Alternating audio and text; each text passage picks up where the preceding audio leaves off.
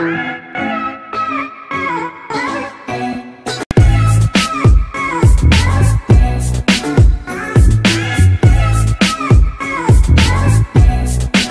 kita bersambung. Tadi sampai mana, Bi? Pulau pelarian itu ya, Iya. mengungsi semua. Ya, jadi Kapten Simon Spur itu dapat perintah dari Senator Burton. Perintahnya itu mengizinkan dia untuk mengungsi ke Australia. Waktu itu dia tinggal istrinya. Ya, dia sudah nggak tahu tuh istri di mana. Banyak itu tentara Belanda yang begitu. Mereka terus pergi. Jadi keluarganya semua ditinggal di Jawa.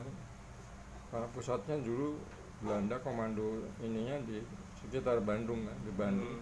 Itu komando tertingginya itu malah di Lembang nyari tempatnya. Udah pokoknya sudah kacau begitu, dia masih ada kesempatan ikut pesawat terakhir yang ada, yang oleh mekanik orang-orang Belanda itu diperbaiki pesawatnya. Sudah itu dia lihat ke sana, waduh, ini ada kira-kira 9 orang. Krunya itu pilot, co-pilot, biasanya itu navigator 3 sama 2 orang kru, 5 biasanya. Ini dinaiki kira-kira waktu itu 9 orang, gimana nih? Jadi salah seorang si Belanda yang menerbangkan ini, seorang letnan, dia bawa istrinya ikut mengungsi. Nah, nanti punya cerita pesawat itu bisa diperbaiki, sedangkan berangkatnya itu tengah malam ya, menjelang jam 9 apa 10 malam itu dari Andir. Dan Andir itu jangan lupa, kamu udah dibom sama Jepang waktu itu.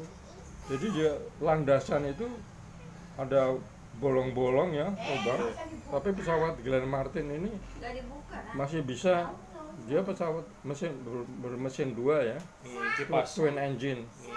Jadi dia lihat, oh, pilotnya juga pinter, ini hati-hati, sana lubang, aku mesti ambil sini. Setelah dia gitu, si penjaganya di tower itu nyalakan lampu, pak.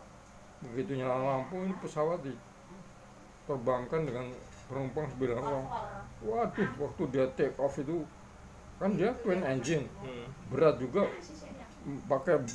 pakai ininya bukan aftur, masih apa namanya dulu, bensin spesial buat pesawat gitu ya. Namanya lupa aku. Sebelum aftur itu kan aftur kan pesawat turbin. Turbo engine itu pakai itu. Ini bensin yang high octane, namanya apa tuh, aku lupa. Terbang pesawat itu, udah terbang itu si yang penumpang ada yang duduk, ada yang ringkel gitu ya, ini dengkulnya dipeluk gitu, ada duduk di bawah.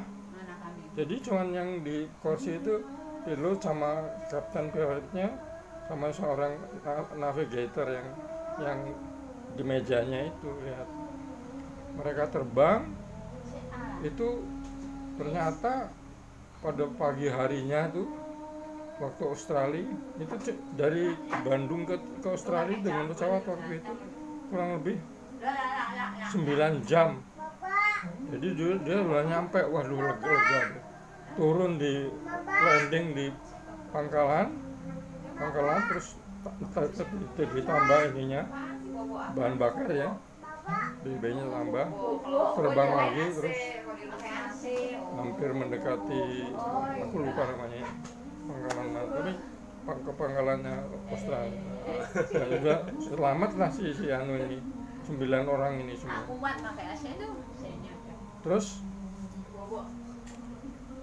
yang di Pulau Jawa, yang di Medan itu juga Belanda pada lari ke Aceh, ke pegunungan, ada kira-kira pasukan itu bangsa 1 brigade, 2 brigade lah, masuk itu ke jurusan Aceh.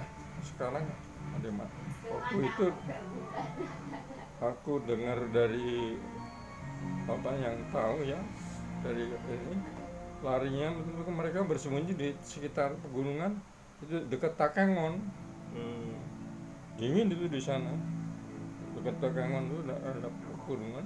Takengon. Cuma serupane padha enggak goblokan. Kaca ini. Pengen kacamata. Oke, smart people, kita nanti lanjutkan kembali setelah sholat berjamaah. Oh ya, Sudah sekarang azan. Ya nanti saya tambah sedikit ini. Begitu Ya, odol gigi. begitu tadi kan si tentara Jepang itu 30 orang kira-kira, 30 ya satu peleton lah kira-kira masuk. Nah itu netannya itu minta mencari sesuatu gitu, tapi bahasanya nggak jelas. Dia bilang cuma yang keluar, yang pakai sarung itu keluar ya, yang kaku yang putih. Aku juga anak-anak semuanya pada ini ada apa ya? Tentara Jepang kan pakai celana pendek semua ya. Hijau itu. Lah dia bilang begini, cari bahasa Inggrisnya juga kacau gitu. For looking for gajelin yang kaku nggak nangkep gajelin apa ya. Terus yang putih, Pak, itu dia minta gasolin. Oh iya, baru nih. Terus yang kamu, padahal itu yang kamu sedia di garasi itu kan besar, ada kira-kira 1 drum besar gasolin, tapi ada juga yang di kaleng kecil, isi 10 liter. Terus dia ambil, gajinya lu minta gasolin. Ya, seneng Jepang itu. Apa namanya? Bahasa Jepang ya. Arigato.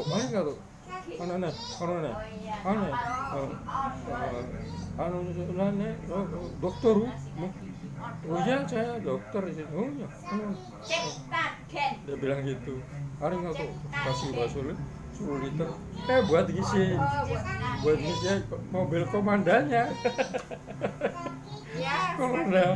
Jadi komandan BKD itu mobilnya mogok di Hakastrat. Hakastrat itu sekarang namanya jalan apa namanya ya? Jenderal kita, nama jenderal kita. Meterannya rusak apa pom bensinnya karena jauh ya? Jauh kali ya. Pom bensin pada tutup, lari semua orang yang jaga. Kan pom bensin dulu model begini. Jerak. Krek 5 liter masuk. Glak. Yang ini turun, yang ini naik isi bensin. Jadi pakai begini, padahal lari nggak berani. Kalau sekarang yang pom bensin Pertamini kan gini puter. Iya, terus ada pakai listrik segala. Lucu lah. Nanti gasolin paling nggak tahu anak tawa dokter. Si ini datang itu seorang kapten. Dokter, bos. Dia bilang kira-kira ya, aku juga nggak tahu apa ngomong Jepang dia. Awas ya, lu pada hati-hati katanya. Ini jangan ini. Ya kamu nggak ngerti. Suruh ngapain? Jangan-jangan aku bilang orang jahat. Terus yang uti enggak, itu kan mereka terima kasih enggak. Bener, nggak diganggu, nggak ada orang Jepang masuk minta apa gitu. Oh berarti ini ya online ya, pada tahu semua ya? Iya, pada masuk karena dari rumah tuh mereka markasnya nggak jauh. Kira-kira dia menempati kompleks gedung sekolah gitu ya. Iya, infonya langsung disebar kalau rumah itu jangan diganggu tuh karena udah bantuin kita. Bener, gitu. Terus papa tahu kira-kira 300-400 meter ya, katakan 500 meter dari rumah, di situ dia apa tuh akhirnya. Aku sering pada waktu udah ini ya reda pemerintahan Jepang jalan di situ Gonseibu, namanya lupa ini gubernur Jepang, Gonseibu mana? Gonseibu kantornya. Udah. Prakteknya itu rame. Didatangi pasien tentara Jepang, yang letnan, yang kapten, datang nanti kok si ada kolonel, terus pada ini anu gigi semua. Rupanya dia selama perang itu giginya Pasang gigi palsu. bukan, yang bilang wah pada rusak, nggak pernah sikatan Oh. karena perang.